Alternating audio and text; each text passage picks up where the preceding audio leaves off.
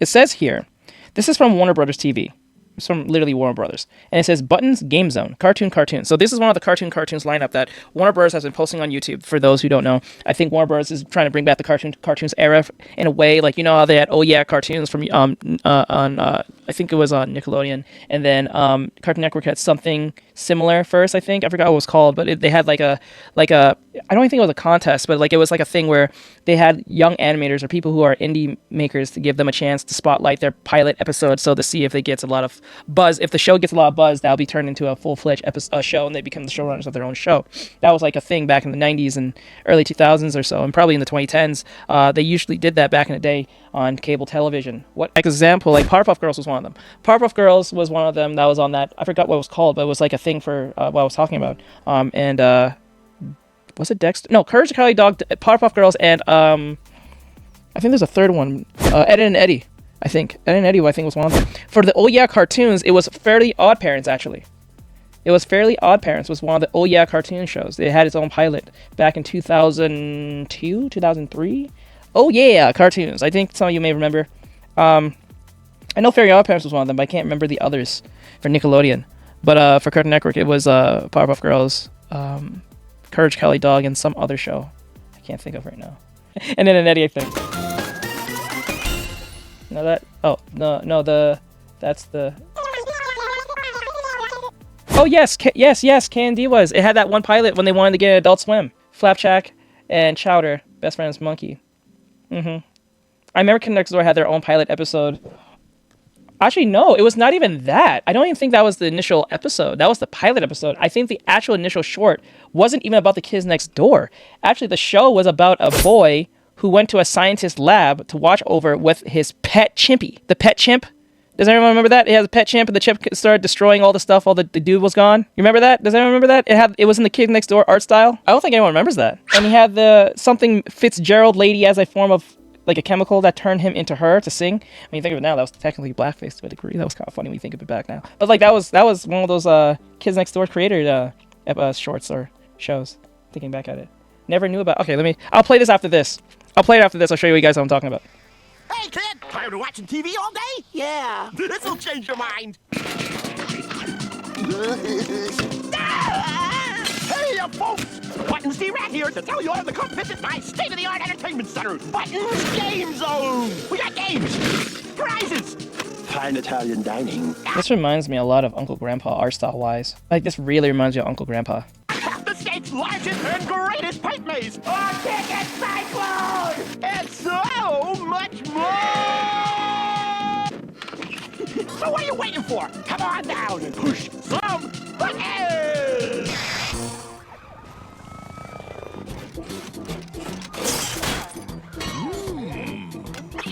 Hey! Okay, nothing's technically wrong with this particular art style, but I always feel like these type of art styles, or not art style, but this particular like direction of like how they make backgrounds and stuff feels so oversaturated with stuff happening at once. And I'm not talking about colors, I'm talking about just a lot of detail on virtually everything. It just feels like a lot, and it makes it hard to like, I wouldn't say focus, but it just feels like there's a lot of information happening so fast that it's hard to know I wouldn't say hard to know what's going on, it just feels like a lot. I don't know if everyone feels that way. Like, maybe I'm just old now, because like it just feels like a lot of detail on virtually everything, from the arcade, the backgrounds, the floors, and everything, and all the characters in general, especially when they're moving around doing a lot of wacky, fast things. I just feel like it's an overload of detail that's happening that doesn't need to be. Okay, I'm not crazy. Okay, I'm not the only one. Okay, maybe it's just because I'm older now, but like it just feels now I'm taking notice, especially as an artist and especially as a professional. I just noticed there's a lot of over detailed, even while younger. Yeah, okay, I'm not crazy. Oh, Jerry, how's my favorite manager doing? Uh-huh. Terry, you know our policy. Service with a smile. Clarence also. Oh no, Clarence didn't feel that way compared to this. Like Uncle Grandpa had the same problem. Like it had a bunch of detail, and it made it hard to focus on everything at once. Like the difference between that and like say Chowder. Chowder did a great job using color palette as a way to make focus on the characters, even though there was detail. Show had a way that if there was a character up front, everything else in the back will be in more of darker colors, and anything else that was in front or was made to be focused had more brighter colors. Not saying there wasn't bright colors in backgrounds, but you just knew there was a contrasty situation where you knew what you were supposed to be looking at. But in this particular situation, this is not a color thing. It's more of an oversaturated amounts of detail happening at once, and you're too busy looking at everything else but what's going on. Yes, for example, Chowder Sweat. Yeah, whenever he moved, you knew the gradient would move, but not with him per se. It was just like a green screen on top of Chowder, but whatever color was there was there. So that made it easier to, like, I think that actually saved a lot of time for a lot of animators. They didn't have to worry about too much coloring. They just had to put a green screen on Chowder and just put a purplish bold around his outline, and then just put the color on top of him. So as a form of layer. Hey, it is. I'd rather not. It's Pipe Maze Day! The day we give our beloved Pipe Maze a spit shine. Looks clean to me already. Job done. I'm out. Actually, we need to clean the inside. Ugh. The Pipe Maze is the backbone of the entire arcade. We need to take care of it like a precious little whale. No. No. It's disgusting, and kids are always getting lost in it. Frankly, it'd be easier to just demolish the whole thing. Oh, come on now. You know that with my leadership skills and your can-do attitude, we can clean this baby up in no time. Please! If the Pipe Maze isn't perfect, it will be... No, when I think of it now, growing up as a kid, I didn't notice how disgusting those things really were till she pointed that out. I never really stopped to really think how disgusting those tubes really were for kids to run back and forth in them till she said that. Because it never really felt disgusting when growing up. It just felt like it was always felt clean already when running through those things like Chuck E. Cheese, McDonald's, or whatever kid-friendly, like, atmospheric playgrounds, indoors or outdoors were. But now thinking about it now, they probably were really disgusting with kids running around and being disgusting, putting their hands in their mouth, and being, like, sick and shit. Oh my god, that sounds horrible. No one ever cleans it. You think so? You don't think they ever clean it? But you actually think they don't clean it? I don't know. I don't know if they did. I never really thought anyone cleaned those things now when she pointed it out, but for all I know, some dingus was spitting on it, yeah. Or licking it, or licking the... Oh, God. Fine. Thanks, Jerry. I knew you'd come around. Onward and inward. Whoa. This place is huge. Holy shit. I'm never gonna get Mama! Should we bring a map or something? No need. I can get through this maze with just my rat-like instincts. What are you doing? Just doing some repairs. Well, watch it. This whole maze is unstable. One wrong move, and it all comes down. I know that. I built the place after all. Of course you did. Yeah, I can definitely see this show being on Cartoon Network. This feels Cartoon Network-esque, not even just because of the whole Uncle Grandpa thing, but it's Flapjack. Like, Flapjack also had over sense of detail too, but they knew how to also balance that detail without being too focused. Flapjack did suffer from a lot of over detail, but it was not an overloading thing. It was just enough detail to know what you're looking at, and you wouldn't have to look around too much. I don't know. It's weird. It's a weird thing. Maybe it was the color palette too. There's like Flapjack, but there was more muddy colors, more mid colors, and then Flapjack would be a bit brighter, and Knuckles, when I think of it now. Hey, Dove. Let me help you with that.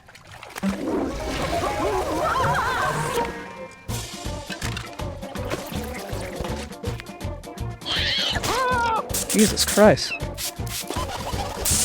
Candy Island.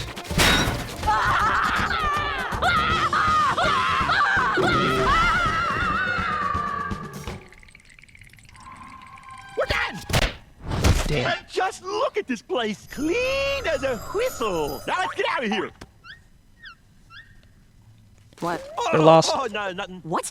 No, that's not nothing. You're lost, aren't you? No. Follow me!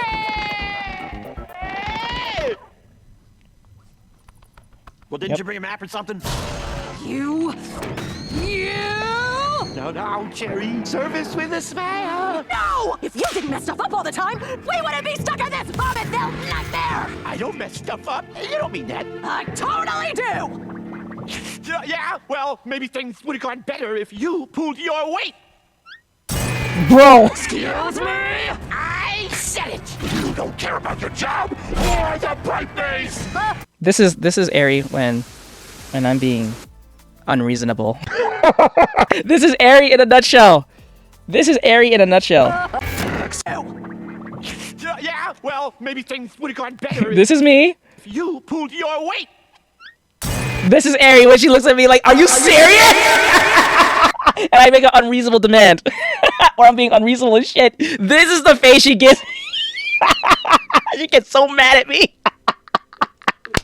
Oh, I wish she was here to see this.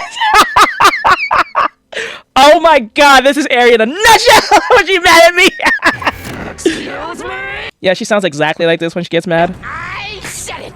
And this is me pushing her buttons even more when I'm being extremely unreasonable or being an asshole. Care about the job or the pipe maze? I definitely don't care about my Stupid job, or this stupid pipe maze, or this stupid arcade. or stupid. No! Fine, you just lost your paycheck. A drop in the bucket of what I would be making without dealing with all of this. Bye! You know, this is me and Ari when we get into it. This is perfect. This is perfect. Oh god. Reminds me of the demon baby from Uncle Grandpa. Oops, we missed the spot. Guess it's up to me to take care of this place. Alone. You know what? Fuck it. I'm gonna post this video on the reaction channel. I want Ari to see this. Pellets. Help! Someone! I'm gonna die! Please! I don't deserve this! Even if I did, if someone hurt me, they would be responsible for my untimely demise! I'm full. Fair enough. But Yeah. we should probably fix it before the building collapses. I would. Wait, what? I did say the maze was the backbone, remember? Oh shit, he wasn't kidding. I thought he meant that metaphorically. Okay, my thoughts on this. I'm not gonna lie to you. I don't think this will resonate with kids nowadays because I know it's doing that thing where it has to be doing something at every second for them to keep their heads afloat. Talk about hazard, right? I don't think this show would last. I'm not even talking shit at all. I think the art style's cute. I think it's just like, it reminds me so much of Uncle Grandpa. Probably it's from the same people who made Uncle Grandpa. Yeah, this was 2010 early. This would have worked within the era of like 2010s or late 2000s. Yeah, you have to have a very compelling reason why they need to watch this or want to watch this, because I don't even think kids find these type of shows funny. I honestly don't think kids find shows like this funny. I don't think they laugh at like silly gags in the sense of like slap humor anymore. Like that worked so well for Ed and Eddie in the 2000s, but I don't think that will work today. But because kids need something to be constantly like 5 seconds always changing, and then with the over amount of detail, it just doesn't feel like this would be a show that would even hold up 2 seasons, much less 1. I don't think so. This is like if anything, this feels nostalgic of what 2010's Cartoon Network was. Like early 2010s Cartoon Network, like this Flapjack, the Chowder, the Uncle Grandpas, before the CN Real nonsense came in. Like the Super Ninjas type stuff that used to come on Nickelodeon, Drake and Josh type shit. But now, how kids are now, they want like a story-driven show. Does that make sense? Like, they like the shows like Amazing Digital Circus, or like Owl House, or like something with a... Because shows like Billy and Mandy and Uncle Grandpa and Flapjack didn't have a overall storyboard. It had a premise of something specific of what was valued in said show, but it didn't have a beginning and end. It was just existing. So like, let's use an example. So like, Grim Adventures of Billy and Mandy was just not even horror, but like horror elements made fun of for the sake of its writing, and that's it. But there was no beginning of they become friends and then there's some type of ultimate end. It just was just episodes, and episodes didn't really have any form of like continuity to himself. So like, if say something happened to Irwin in one of the episodes where he's taken off by a giant bat at the far end of the episode, we'll see him in the fall episode. He's gonna be perfectly fine. So what that doesn't really work. But like shows like Steven Universe, where something happens to a character that stays consistent till that character is mentioned again or seen again, right? And people like a understanding of an episode. Remember the episode where number 3 became the Grim Reaper? Yes, I do remember that. I do remember that. Yes, number 3 was... And it seemed like Cartoon Network only had continuity within shows based on the IPs they had. So like, if they was having a Grim Adventures of Billy and Mandy episode, they may mention the Kids Next Door or something in passing of a, not even because they're in the same universe, just because they're owned by the same people, right? So that was literally it. There was no real continuity based on the art style or the universe. Yeah, like episodic or whatever. But like when it, like a show like Steven Universe, Owl House, I think Amphibia or one of these shows has what's your opinion on Bugs and Davy, Tom and Jerry? They're perfectly fine, but see, shows like that is what I'm talking about. They're just episodic within the time of their episode, and that's it. They have no real continuity amongst each other, right? Like I said, like one episode you can see Elmer Fudd tied up on a tree off a cliff because he made a trap for Bugs, but Bugs outsmart him and then put him on the tree, and then that's the end of the episode, and that's it. And then the next episode they're friends, or they're doing the same thing again. There's not much of a difference. But when you have a show like Owl House where a character does something, that particular action will have consequences within the episode if written correctly, right? So that's where this is happening. This is why kids are flocking to anime or anime-esque like things, because there's a continuity. There's not just random things happening and then that's it. Like, kids do crave the idea of a beginning of an end, right? Like that's a good thing, because that shows that there's a form of growth that they want, that when you start something there should be a payoff at the end of it. When you just do something randomly for the sake of randomness, it feels soulless in itself, right? So like, I don't think a show like this can last with kids nowadays, given the era we're in. This could have worked in 2010, in the early 2000s, or in the late 90s. This would work because continuity episodic shows like this wasn't really a thing. Controversial to people, yeah, but that's the thing with shows that was made in the 60s, 40s, 50s. They were episodic in their sense, but they were talking about things that was happening in their time that is now, as Silver said, extremely controversial or considered wrong in some sense, or considered offensive or whatever. Now, correct. I'm not sure what you're trying to get at, Dove. I'm not totally sure, but like, the point of I'm saying is that the reason why this show I don't think would last is not because it's not cartoony. It doesn't have like elements. It has that Cartoon Network element feel. It feels like a Cartoon Network show. It looks like even a short. It looks like on Grim Adventures of Billy Mandy they had like those shorts, in Billy Mandy they had like Evil Con Carne as a short and became a show. This feels like this was in the same universe, or a short that came from Uncle Grandpa, but it has nothing to do with Uncle Grandpa. It's in the same universe, but it's like something separate from it, but as a short within the show. That's what it feels like to me, or like a show separate from Uncle Grandpa entirely as its own thing, but still in the same universe. So that's what it feels like to me. But I don't think a show like this will get picked up by Warner.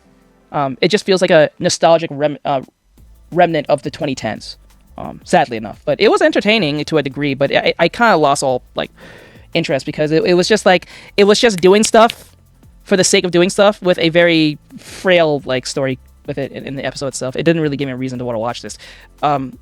I think more and more times go by, we're going to get shows like this will be in the past, like completely decimated. It will never ever come back like this, because it needs to have a story and a beginning and an end. This is why people love Avatar, people love Owl House, people love Steven Universe, people love Amazing Digital Circus. Shit, people even like fucking Murder Drones. And I found the first 2 episodes horrendous to watch, because it got worse within the first 2 episodes, but by episode 3, 4, 5, and whatever episodes I was left, it got way better in the sense of the writing, because the writing wasn't trying to be, look, so random, I'm so relatable type shit, using stupid buzzwords all day. It actually, by episode 3 and 4, 5, 6, and whatever else, stayed consistent with the story at that point. All those stupid jokes just kind of melted away almost instantly. Thank God, because episode 1 was atrocious as hell, because the dialogue was just so stupid. Like, it just like, why, like every time they try to make a joke, the more the joke fell flat on his face, because it was trying to be funny than it is being funny. And then it'll have characters say how they feel without us interpreting what they was trying to convey to us, thinking that the audience is too dumb to realize what they're trying to convey, so they had to say it outright for you. So you're just pretty much insulting the intelligence of your audience.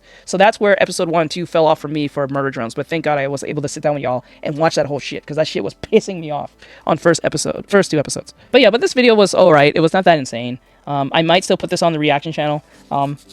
Still, just for the commentary part, but like, Jesus Christ, I don't know. This one in particular was not all that, worthy of putting on as a full-fledged cartoon. I don't think so. Not anymore. I don't think we passed this particular of a cartoon. I think this is more nostalgic than it is for like a full-fledged cartoon.